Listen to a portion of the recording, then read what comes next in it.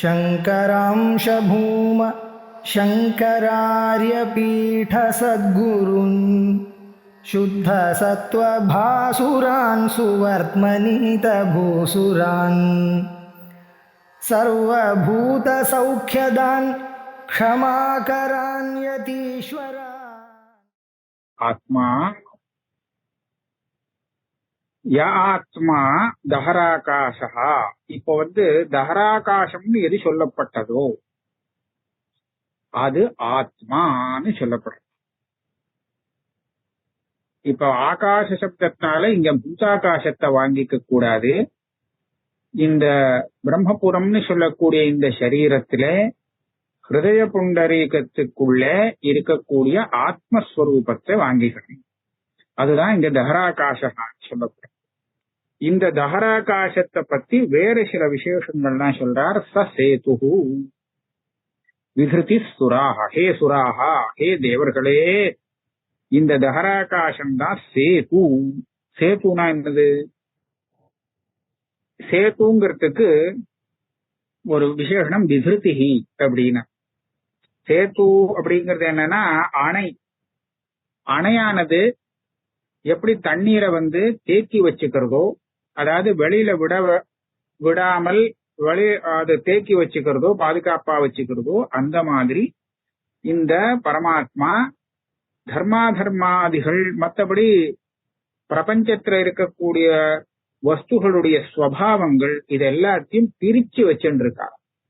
அதனால சேத்துன்னு சொல்லியிருக்கார். சேது மரியாதா பூதகா. சேதுரிவ சேது விஹிருதி விதாரக சேதுரிவ. தாரணம் பண்ணிட்டு இருக்கார். தாரணம்னா அதை கட்டுப்படுத்தி வச்சுருக்கார், பிரிச்சு வச்சுருக்கார். அப்பேற்பட்ட ஒரு சேதுவாக இருக்கார். அதே மேல் கொண்டு சொல்றது அசம்பேதாய லோகானா. லோகத்துல உள்ள பதார்த்தங்கள் ஸ்வபாவம் ஒண்ணுக்கு ஒண்ணு மாறக்கூடாது, பக்கத்துல இருக்குங்கிறதுக்காக லோகங்களே அந்த லோகமும் இந்த லோகமும் சேர்ந்து ஒரு லோகமாக மாறிடக்கூடாது. அப்படிங்கறதுனால இதெல்லாம் தனி சுவாவத்தோடு தனித்தனியாக இருக்கணுங்கிறதுக்கு இவதான் சேதுவாக இருந்துட்டு காரணம் பண்ணிட்டு இருக்கார் அப்படின்னு முதல் வாக்கியத்துக்கு அர்த்தம். சேது விதிருதி அசம்பேதாய லோகானா. தேஷாம் லோகானாம் அசம்பேதாய அப்படின்னு ஸ்ருதியிலேயே வாக்கியம் இருக்கு. அதுக்கு அடுத்த வாக்கியம் இது. ஏதம் மகேஸ்வரம் அஹோராத்திரே ந தரதஹா. இந்த ஸ்வரூபம் இப்ப சொன்னவே தஹராகாசம்னு சொல்லக்கூடிய ஆத்மஸ்வரூபம் இதுதான் மகேஸ்வரம். பரமேஸ்வரன்ங்கிறது இதுதான். இந்த பரமேஸ்வர ஸ்வரூபத்துக்கு அகசு ராத்திரிங்கிற பேதம் கிடையாது. ராத்திரி பகல் இந்த ரெண்டு நாள இது அளக்கப்படுவது இல்லை. அகசு ராத்திரிங்கிற பேதம் எதுக்கு வரும் அப்படின்னு சொன்னா, பகல்ல ஒரு வித்தியாசமான அவஸ்தையும் ராத்திரியில வேற விதமான ஒரு அவஸ்தையும் வந்ததுன்னா அப்போ ராத்திரி பகல்ங்கிறதுனால வித்தியாசம் வரும். அதனால அது ராத்திரி காலத்துலதான் இப்படி இருக்கு, பகல்ல தான் இப்படி இருக்கு அப்படின்னு சொல்லி அந்த அகோராத்திர காலத்தை கொண்டு ஒரு அவச்சேதம் சொல்லலாம், பரிச்சின்னம்னு அதை சொல்லலாம். ஆனா இந்த சொரூபத்துக்கு அகஸ்ங்கிற காலத்தினாலேயோ, அதாவது பகல்னாலேயோ ராத்திரியாலேயோ ஒரு சின்ன இது கூட இல்லை, வித்தியாசம் கூட இல்லை. அதனால இந்த கால பரிச்சேதம் இதுக்கு கிடையாது. அகோராத்திரே ந தரதா. அகசும் ராத்திரியும் இந்த ஆத்மாவை தொடுவதில்லை. ந மிருத்யுஹு. தரத்தின்னு சேர்த்துக்கணும். மரணமானது இந்த ஆத்மஸ்வரூபத்தை நெருங்குவதில்லை, தொடர்றதே இல்லை. அதே மாதிரி ஜரா பிச்ச ந தரதி. ஜராங்கிறது சரீர தர்மம். இந்த சரீர தர்மம் இந்த ஆத்மாவுக்கு கிடையாது. ஏன்னா சரீரமே கிடையாது. ந சோகா. சோகங்கிறது மனசனுடைய தர்மம். மனசுங்கிறது இந்த ஆத்மஸ்வரூபம் இல்லை. அதனால இந்த ஆத்மஸ்வரூபத்துக்கு இந்த மனசுக்கு வரக்கூடிய சோகங்கிறதும் வராது. நைவ சுகிருதம். புண்ணியம்ங்கிறது இது எதனால வருது அப்படின்னு கேட்டா, காய்கமாவும் வாச்சிக்கமாவும் மானசமாவும் செய்யக்கூடிய கர்மாவால வருது புண்ணியம்ங்கிறது. காய்கம் வாச்சிக்கம் மானசம் அப்படின்னு சொன்னதுனாலேயே இந்த கர்மா எதுல இருக்குங்கிறது நமக்கு தெரிஞ்சு போயிடும். சரீரத்துல இருக்கு, வாக்குல இருக்கு, இந்திரியங்கள்ல இருக்கு. வாக்குங்கிறது உபலட்சணம், அதே மாதிரி மனசுலதான் இருக்கு, ஆத்மாவில இல்லை. அதனால இந்த சுகிருத்தம்ங்கிறது இந்த ஆத்மாவை சேராது. துஷ்கிருத்தமும் அதே மாதிரிதான்.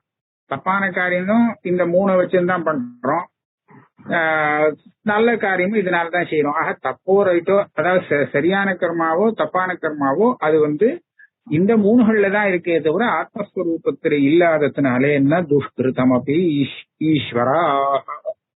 ஈஸ்வராக அப்படின்னு சொல்லி தேவர்களை சம்போதனம் பண்ணி சொல்றார்.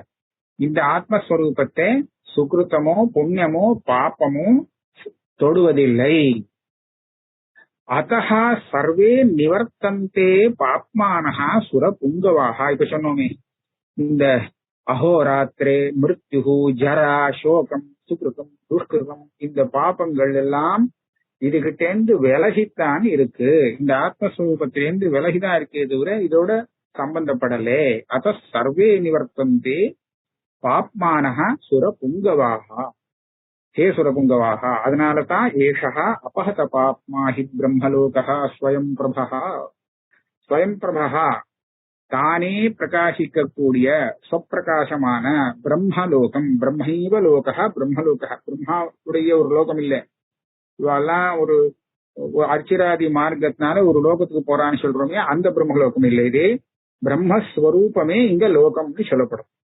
அப்பேற்பட்ட அந்த பிரம்மஸ்வரூபம் ஆத்ம சம்பந்தம் இல்லாதது, தானே பிரகாசிக்கக்கூடியது. தஸ்மாத்வை சேதுமேதந்து தீர்த்வா அந்தஸ்ஸன் சுரர்ஷபாஹ பவதி அனந்தஹ வித்தஸ்ஸன் அவித்தஹ தத்வதேவது.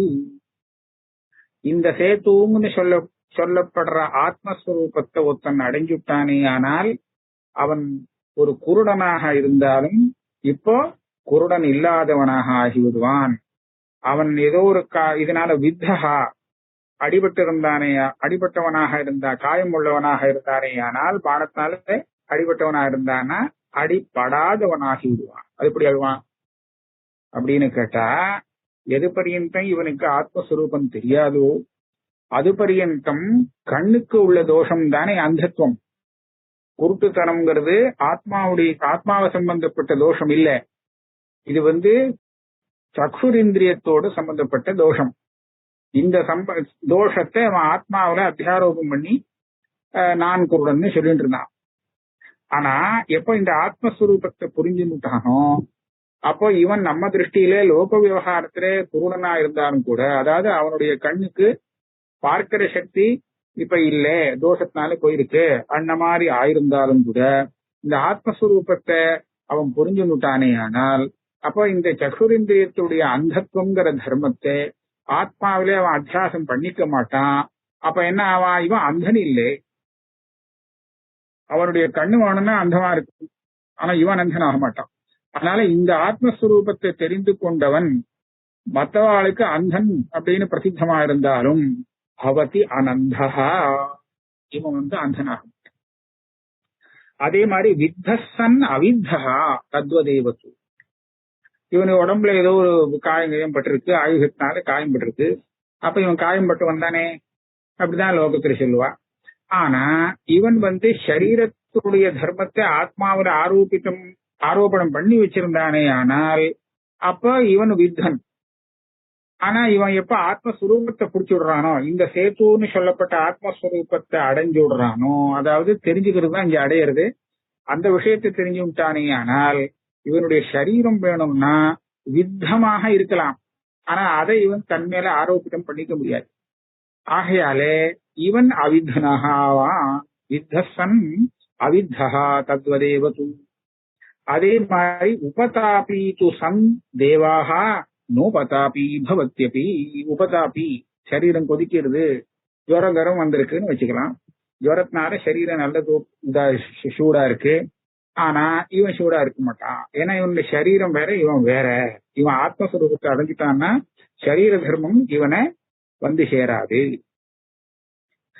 ஏஷா தஹராகாஷா இத்யுக்தः பரமேஸ்வரः சஹா தேகாதி விசேஷேபியः பிருதக் பூதः சனாதனः. இப்ப சொல்லப்பட்ட தஹராகாசம்னு சொன்னோமே, தஹராகாசம் தான் பரமேஸ்வரன் சொன்னோம் இல்லையா. இந்த தஹராகாசமானது தேகாதி விசேஷேபிய பிருதக்பூதா, இந்த தேகம், இந்திரியம், மனசு, புத்தி, இந்த எல்லாம் இருக்கு, இதெல்லாம் உபாதின்னு சொல்றது. இந்த உபாதிகளை காட்டிலும் இதோட சம்பந்தப்படாத தனி விஷயமாக இருக்கு பிருதக்பூதம். இதோட நிஜமா சம்பந்தப்படல. பிருதக்பூதா அதே மாதிரி சனாதனஹா அனாதி அனந்தமாக இருக்கு. ஜாகிரத் ஸ்வப்ன சுஷுப்தியாட்சாவஸ்தா யா பாதி தேகினாம் தஸ்யா அபி மகாதேவஹ சாட்சி பின்னஹா ஸ்வயம் பிரபஹா. இப்ப சொல்லப்பட்ட இந்த தஹராகாசம் சொல்லக்கூடிய ஆத்மஸ்வரூபம் எப்படி இருக்குன்னு கேட்டா, நிஜமா எப்படி இருக்குன்னு கேட்டா, ஜாகிரத் ஸ்வப்னம் சுசுப்தி இந்த 3 அவஸ்தைகளுக்கும் சாட்சியாக இருக்கே தவிர இந்த அவஸ்தைகள் கொண்டதாக இல்லை. இப்ப ஜாகிரத்தை நம்ம முடிச்சுட்டு இருக்கோங்கிறது எப்படி தெரியறது அப்படின்னு கேட்டா, சாட்சியால தெரியறது. சொப்னம் பாக்குறது, சொப்னம் பார்த்ததும் சாட்சியால தான் தெரியுது. ஆனா ஒண்ணு, சொப்னம் பார்க்கறச்சு தெரியல, சொப்னங்கிறது மூச்சுன்றதுக்கு அப்புறம் தெரியறது. அதனால இருந்தாலும் சொப்னத்தை பார்த்தவன் இருந்தா தானே அவனுக்கு மூச்சுன்றதுக்கு அப்புறம் அது சொப்னம்னு தெரியும். சொப்னம்னு தெரியறதுக்கு வேணும்னா இவன் மூச்சுக்கணும். ஆனா சொப்னம் தெரியறதுக்கு மூச்சுக்க வேண்டிய அவசியம் இல்லை. சொப்னத்திலேயே உனக்கு தெரியும் சொப்னம். சொப்னம்னு தெரியறதுக்கு, சொப்னத்துவ பிரகாரகமாக அந்த ஞானம் வரத்துக்கு இவனுக்கு சொப்னத்துல தெரியாது, மூச்சுண்டா தெரியும். ஆனா சொப்னத்துல எதை பாக்குறானோ அதை பாக்குறதுக்கு இவனுக்கு சாட்சி போகுது. ஆக சொப்னத்தை பாக்குறதுக்கும் இந்த சாட்சியா இருக்கான், சுஷுப்திக்கும் சாட்சியா இருக்கு. தூங்கினது தூங்கும் போது தெரியுமா, மூழ்கினதுக்கு அப்புறம் தெரியுமா அப்படின்னு கேட்டா, தூங்கினாங்கிறது மூழ்கினதுக்கு அப்புறம் தான் தெரியும். தூங்கிட்டு இருக்கும் போது தூங்கிட்டு இருக்கிறதாக தெரியாது. ஆனா தூங்கிட்டு இருக்கும் போது அந்த தூக்கம் இவனுக்கு தெரிஞ்சாதான் மூழ்கின்றதுக்கு அப்புறம் தூங்கினேன்னு சொல்ல முடியும், புரிஞ்சுக்க முடியும். அதனால நிர்விகல்பக ஞானம்னு அதை சொல்லு, சாட்சி ஞானத்தை. தூங்கும் போது அந்த தூக்கம் இந்த சாட்சி ஞானத்தினாலே நமக்கு தெரிஞ்சுட்டே இருக்கு, பாசிச்சுட்டு இருக்கு. அப்ப சொல்றதுக்கு நமக்கு வேற சாமகிரி இல்லை. அதனால இந்த சவிகல்பமா தெரியல. மூச்சுன்ற உடனே அகம்பதார்த்தங்கள்லாம் சேர்ந்த உடனே வந்துடுச்சு. இப்ப நான் தூங்கினேன் ஏற்கனவே அப்படிங்கிறது இப்ப சொல்ல முடியாது அந்த சாட்சியை வச்சிருந்து. ஆக ஜாகிரத் ஸ்வப்ன சுசுப்தி அப்படிங்கிற இந்த 3 அவஸ்தைகள் நமக்கு தெரியுறதே. இந்த அவஸ்தைகள் எல்லாம் நமக்கு எதனால தெரியுது, சாட்சியாக தெரியுது. இதுகளுக்கு சாட்சியாக இருக்கிறது மகாதேவஹா சாட்சி. பின்னஹா, பின்னஹான்னு சொன்னா இந்த ஜாகிரத அவஸ்தை இத்தியாதி அவஸ்தைகளோடு சம்பந்தப்படாதவன். ஸ்வயம் பிரபா, அவன் தானே பிரகாசிக்கிறான். இந்த அவஸ்தைகள்லாம் தானே பிரகாசிக்கல. இந்த அவஸ்தைகள்லாம் இந்த சாட்சியால தெரியுது. ஆனா சாட்சி எப்படி பிரகாசிக்கிறதுனா தானாவே பிரகாசிக்கும். தஸ்மின் அத்தியஸ்த ரூபேண சா விபாதி ந பாதி ச. இந்த ஜாகிரத சொப்னாதி அவஸ்தைகள் இந்த ஆத்மஸ்வரூபத்திலே அத்தியஸ்தமா இருந்துட்டு பாதி நபாதி. ஒரு சமயம் அது அவஸ்தை இருக்கும் போது தெரியுது, இல்லாத தெரியல. அதை தூங்கும் போது ஜாகிரத அவஸ்தை இல்லை, மூச்சுட்டு இருக்கும் போது சொப்ன அவஸ்தை இல்லை, இருக்கிறது தெரியும், அவ்வளவுதான். அத்தியஸ்த ரூபேண விபாதி ந பாதிக்க. ஒரு சமயம் பாதிக்கும், ஒரு சமயம் பாதிக்க. ஸ்வதிருஷ்யேன ஷரீரேண சசரீரஸ்ய சர்வதா பிரியாப்ரியாபியாம் சம்பந்தோ பவத்தேவ ந சம்சயः. சசரீரன் அசரீரன் 2ஆ பிரிக்கிறார் இந்த ஆத்மாவை. எப்போ சசரீரன் எப்போ அசரீரன், ஒரே ஆத்மாதான். ஒரு சமயத்துல இவன் சசரீரன் சரீரத்தோடு இருக்கிறான். அசரீரன்னா சரீர சம்பந்தம் இல்லாம இருக்கான், சரீரம் இல்லாதவனாக இருக்கான்னு சொல்லணும். சசரீரன் எப்போ சொல்லலாம் இந்த ஆத்மாவை அப்படின்னு கேட்டா, அவித்யா தசாயாம். எப்போ அவித்யை இருக்கோ, அதாவது ஞானம் வரலையோ, அவித்யாலே சரீராதி அத்தியாசம் இருக்கோ, அந்த சமயத்துல இவன் ஷரீரம் உள்ளவன், சரீரத்தோடு கூடியவன் சசரீரன் சொல்றான். எது பரியந்தம் திருஷ்யமான இந்த சரீரத்தோடு கூடினவனாக இருக்கிறானோ அது பரியந்தம் பிரியா அப்பிரியாபியாம் சம்பந்தோ பவத்தேவ ந சம்சயः. இவனுக்கு ஏதாவது பிரியம் அப்பிரியம் இதுகள் வந்துட்டேதான் இருக்கு. சரீரத்தோடு சம்பந்தப்பட்டு இருக்கிற பரியந்தம் இந்த ஆத்மாவுக்கு பிரியாப்பிரியம் இல்லாம இருக்கும்போதே முடியாது. ஏதாவது ஒரு பிரியம் அப்பிரியம் வந்துட்டே இருக்கும். சம்பந்தம் அதுல சந்தேகமா இல்லையே, நிவர்த்தி பண்ண முடியாது. அதே இந்த சரீரத்தோட சம்பந்தம் இல்லாம இருந்தானே, ஆனால் இதுக்காக சரீரத்தை விட்டு போகணும்னு அவசியம் இல்லை. இந்த அத்தியாசம் விட்டு போச்சு. சரீரத்துக்கும் ஆத்மாவுக்கும் உள்ள சம்பந்தம் என்ன அப்படின்னு கேட்டா அத்தியாச சம்பந்தான்னு தீர்மானம் இருக்க. ஆக அத்தியாசத்தை வச்சுதான் இந்த ஆத்மா சசரீரன். அத்தியாசம் நிவர்த்தியாச்சு ஞானத்தினாலே, அப்ப அசரீரா. அந்த சமயத்துல என்ன ஆகும்? அசரீரம் வாவசந்தம் வித்யா ந பிரியா பிரியே ஸ்பிருஷதா. வித்யனா தியானம். தியானம் வந்து கொடுத்தனா அப்ப அவித்யால வந்த சசரீரத்துவம் இருக்குமோ? இருக்காது. அவித்யா போயிடுச்சுன்னா சசரீரத்துவம் போகும், இருக்காது. அப்போ இவனுக்கு பிரியம் வருமா அப்பிரியம் வருமானா ரெண்டும் கிடையாது. அசரீரம் வாவசந்தம் ந பிரியா பிரியே. நம்ம எங்க விட்டோம்? அசரீரம் வாவசந்தம். அசரீரம் வாவசந்தம் வித்யா ந பிரியா பிரியே ஸ்பிருஷதா சத்தியமேவோக்தம் நாத்திர சந்தேக காரணம். இது சொன்ன விஷயத்துல சந்தேகமே இல்லை. இது சொன்னது பூர்ணமான சத்தியம். அதாவது சசரீரனா இருந்தால் பிரியா பிரியன் தவிர்க்க முடியாதது. அசரீரனா இருந்தால் பிரியமும் அப்பிரியமும் தொடவே தொடாது அப்படிங்கிறது சித்தாந்தம். சரேஷ தஹராகாசா சைவ சுரபுங்கவ இல்ல யேஷ தஹராகாசா சைவ சுரபுங்கவாக நாமரூபஸ்ய நிர்மாதா ததேவ பிரம்ம சாஸ்வதம். இப்ப தஹராகாசம்னு எது சொல்லப்பட்டதோ, ஹே தேவர்களே, இந்த தஹராகாசமேதான் நாமரூபஸ்ய நிர்மாதா. ஆகாஷோ தேவ நாமரூபாபியாம் நிர்வகிதா தே இதந்தரா தத் பிரம்மா. ஆகாஷோ ஹவி நாமரூபாபியாம் நாமரூபயோர் நிர்வகிதான்னு இருக்கு.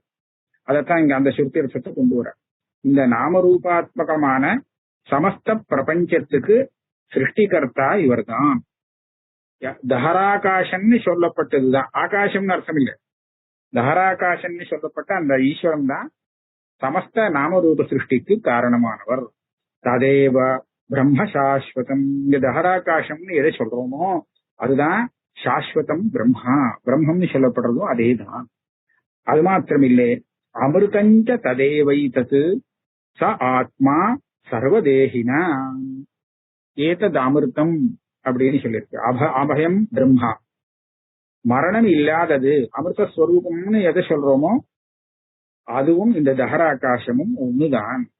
அதே சமயத்திலே சர்வ தேகத்திலையும் ஆத்மாவாக இருக்குன்னு சொல்றோமே, அந்த ஆத்மஸ்வரூபம் இந்த தஹராகாசம் தான். ததோ நான்யத் பரங்கிஞ்சித் நாபரஞ்சாஸ்தி கிஞ்சன.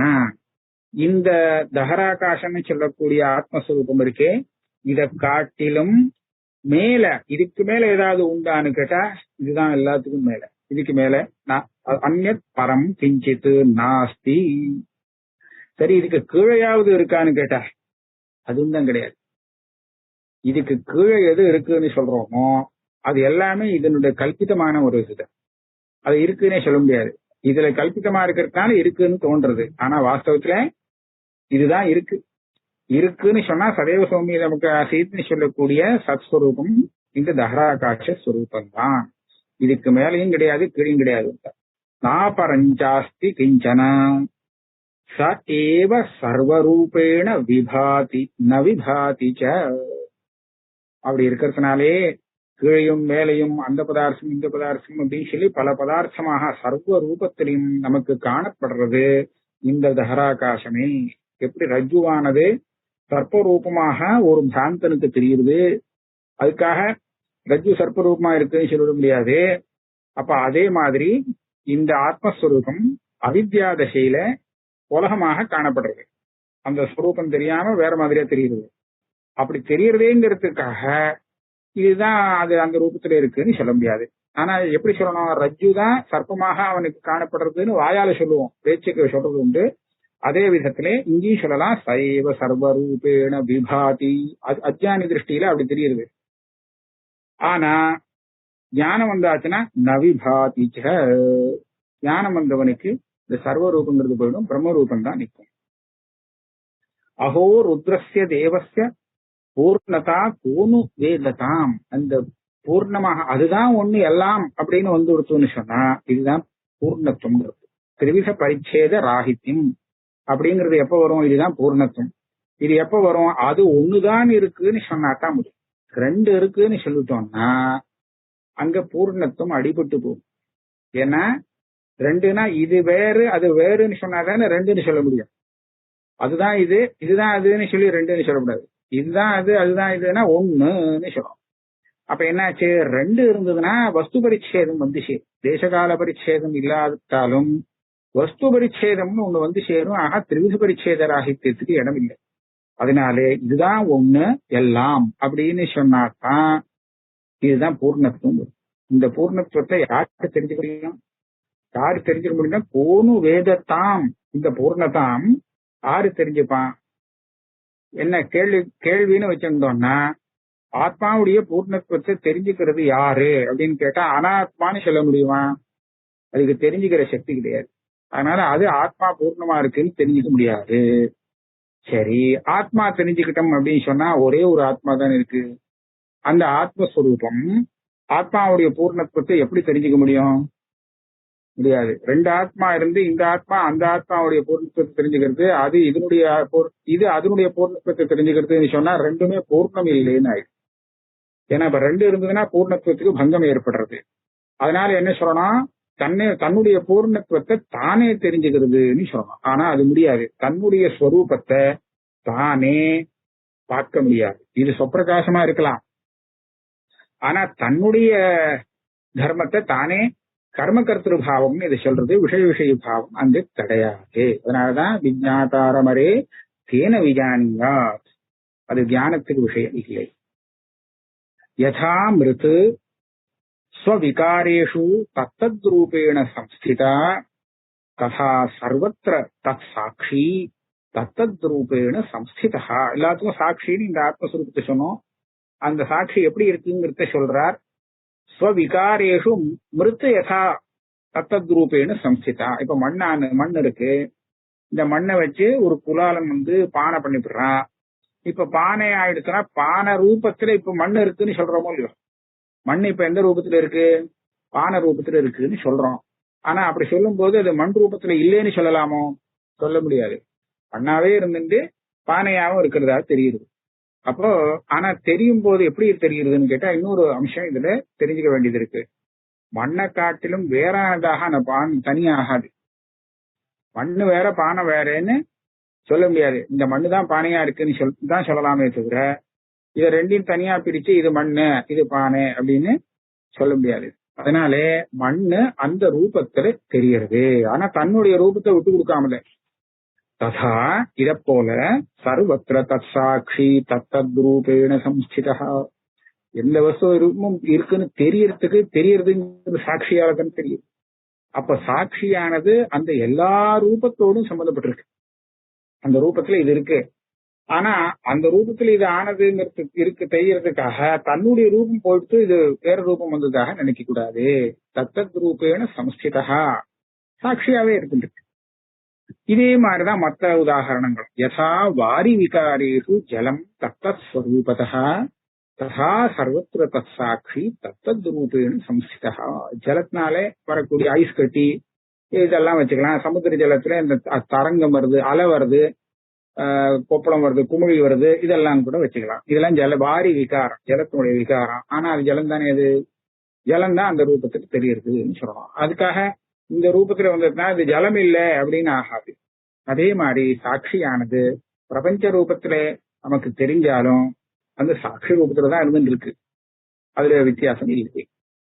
யதா அக்னிஹி ஸ்வவிகாரேஷு தத்தத் ரூபேண சம்ஸ்திதா ததா சர்வத்திர தத் சாட்சி தத்தத் ரூபேண சம்ஸ்திதா. இதே மாதிரி இன்னொரு உதாரணம்.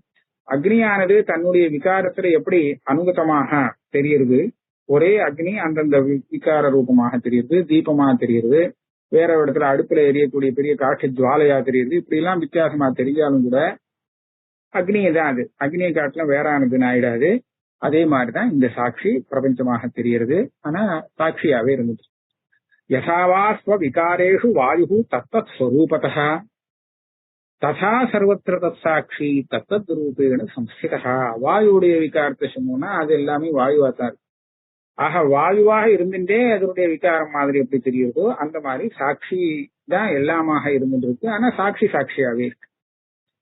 யதாவா சர்வகம் வியோமா ஸ்வாகாரேணைவ சம்ஸ்திதம் ததா சர்வாத்மக சாட்சி சாட்சி ரூபேண சம்ஸ்திதா. வியோமான ஆகாசம். இந்த ஆகாசமா தான் இருக்கும், எப்பவுமே ஆகாசமா தான் இருக்கும். இதான் ஸ்வாகாரேண சம்ஸ்திதம். ஆனா எல்லா இடத்துலயும் இருக்கு. அதே மாதிரி அது சர்வகதம், இது சர்வாத்மகம். சர்வகதம் பிளஸ் சர்வாத்மகம் ரெண்டுமே உண்டு சாட்சிக்கு. எல்லா இடத்துலயும் இருக்கு, எல்லாமாவும் இருக்கு. ஆகாசம் அப்படி இருக்குங்கிறது நமக்கு தெரியாது. ததா சர்வாத்மகா சாட்சி, சர்வாத்மகா ஆனாலும் சாட்சி ரூபேண சம்ஸ்திதா. அதுக்கு தன்னுடைய ரூபம் இருக்கு, அது எங்கேயும் போகல. घटाकाशादि भेदेन विभिन्नोपि अविभागवान् आकाशः तद्वदीशानः विभिन्नोपि अविभागवान्. இந்த ஈசானஹா இப்ப சாட்சியை தான் சொல்லணும். பரமாத்மாவை ஒரு திருஷ்டாந்தம் கொடுத்து இது தனித்தனியா தெரிஞ்சாலும் பேதம் இல்லை அப்படிங்கிறதுக்கு உதாரணத்தை காண்பிக்கிறார். घटाकाशादि भेदेन विभिन्नोपि. நிறைய கடங்கள் வச்சாச்சு. எல்லா கடத்திலையும் உள்ளுக்குள்ள இடைவெளி இருக்கு. இடைவெளி இருக்குன்னா உள்ள ஆகாசம் இருக்குன்னு சொல்லுவோம். அந்த ஆகாசம் தான் கட்டாகாசம் சொல்லுவோம். எத்தனை கட்டம் இருக்கோ அத்தனை கட்டாகாசம் ஆயிடும். இப்போ கட்டாகாசம்ங்கிறது கட்டம் வெவ்வேறா இருக்கிறதுனாலே கட்டாகாசம். இதே கட்டம் மாதிரி இன்னும் நிறைய எல்லாம் வச்சுக்கலாம். உபாதியை வச்சுட்டோம்னா ஏகப்பட்ட ஆகாசம் ஆயிடும், தனித்தனியா வந்துடும். கட்டாகாசம் வேறு, அந்த குட்டியாகாசம் வேறு, இந்த மாதிரி எல்லாம் சொல்லிக்கலாம். இப்படி பின்னமாக உபாதியை கொண்டு பின்னமாக ஆனாலும் நிஜமா உபாதியை எடுத்துட்டு பார்த்தா என்னவா இருக்கும்? அவிபாகவான் ஆகாஷா. இந்த ஆகாசம் அந்த ஆகாசம் ரெண்டு ஆகாசமா இருக்கவே இருக்காது, ஒரே ஒரு ஆகாசம் தான் இருக்கு. தத்வத்து அதே போல ஈசானஹா விபின்னோப்யவிபாகவான். ஒவ்வொரு சரீரத்திலையும் இந்த ஆத்மஸ்வரூபம் வேற வேறையா இருக்கு அப்படின்னு தான் தெரியுது. சரீரத்தை வச்சுட்டு பார்க்கும்போது இப்படிதான் தெரியும். ஆனா தனியா ஆத்மஸ்வரூபத்தை தெரிஞ்சுட்டோமானால் அப்ப என்ன ஆகும்? அவிபாகவான். சரீரத்தை வச்சு வேறையா தெரிஞ்சுது, ஆனா வாஸ்தவத்துல அப்படி இல்லைன்னு தெரிஞ்சு போகும். மகாதேவா அவிபாகேன விபாகேன ச பாசதே. அந்யதா சேத் மகாதேவா மகாதேவ கதம் பவே. இப்ப இந்த மகாதேவகான்னு சொல்லக்கூடிய இந்த ஆத்மஸ்வரூபம் இருக்கே, மகாதேவ் பெரிய தேவன். அது அவிபாகேன விபாகேன ச பாசதே. தனித்தனியா தெரியும் போதும் அதே ஆத்மாதான். உபாதியெல்லாம் விட்டு அந்த தத்துவ ஞானி பார்க்கிற ரூபத்துல பார்த்தாலும் அதேதான், அதே ஆத்மாதான். அவன் வேற ஆத்மாவை பார்த்தான்னு இல்லை. ஆக அந்த ஒரே மகாதேவன் பரமேஸ்வரன் அவிபாகமாக ஞானிகளுக்கு தெரியறான், விபாகமாக அவனேதான் தெரியறான் மற்றவாளுக்கு. அப்படி இல்லைன்னா அந்யதாச்சே மகாதேவா மகாதேவா கதம் பவே. மகாதேவன் பேர் வச்ச மாதிரி ஆயிடும். அந்த சப்தத்துக்கு அர்த்தம் இல்லாத போகும். மகான் மகத்துவங்கிறது அபரிச்சின்னத்துவம், தேவகாங்கிறது சொப்பிரகாசத்துவத்தை சொல்றது. தானே பிரகாசிக்கக்கூடிய அபரிச்சின்னமான ஸ்வரூபம். இதுதான் மகாதேவ சப்தத்துக்கு அர்த்தம். இப்போ இது தானே இந்த மாதிரி விபாகேன அவிபாகேன எல்லாமே இதுதான் சொல்லாம விட்டோம்னா இது மகாதேவனாக இருக்க முடியாது. ஏன்னா இது ஒரு பரிச்சின்னமாயிடும். அதனாலே இதுதான் எல்லாம். தனித்தனியாக வெவ்வேறாக பேத திருஷ்டியில பார்த்தாலும் தெரியக்கூடியது இதுதான். ஞானி திருஷ்டியில பார்த்தாலும் தெரியக்கூடியது அதுதான். இப்படி தெரியறது அப்படி தெரியறதுன்னு வித்தியாசம் தானே தவிர எத்தனை வித்தியாசம் வந்தாலும் வஸ்துல வித்தியாசம் இருக்கு. மகாதேவோ மகாதேவ ஏவ நைவ அமகானயம் ததா சதி மகாதேவ ஏவ சர்வம் நச்சாபரம். மகாதேவா மகாதேவன் தான். இது அமகாதேவனாக ஒரு நாளையும் ஆக மாட்டான். அதனாலே என்ன சொல்லணும்? ததா சதி மகாதேவ ஏவ சர்வம். இதெல்லாம் சர்வம்னு நம்ம எதை சொல்றோமோ அது எல்லாமே மகாதேவ ஏவ மகாதேவன் நச்சாபரம். மகாதேவனை காட்டிலும் வேறானது ஒன்னும் கிடையாது. ஏன கேனாபி ரூபேண யத் யத் பாதி ந பாதி ச தேன தேனைவ ரூபேண சிவ ஏவ அவபாசதி.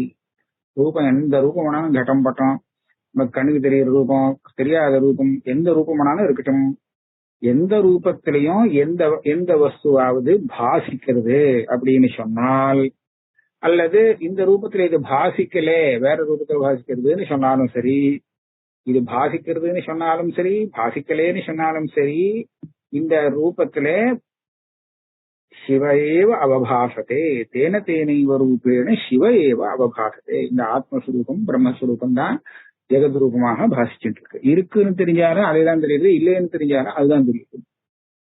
யசாபாத்தேன ரூபேண சிவ ஏவ இதி யாமதிஹி சா சிவா பரமா சம்வித் நாபரா நஹி சம்சயः.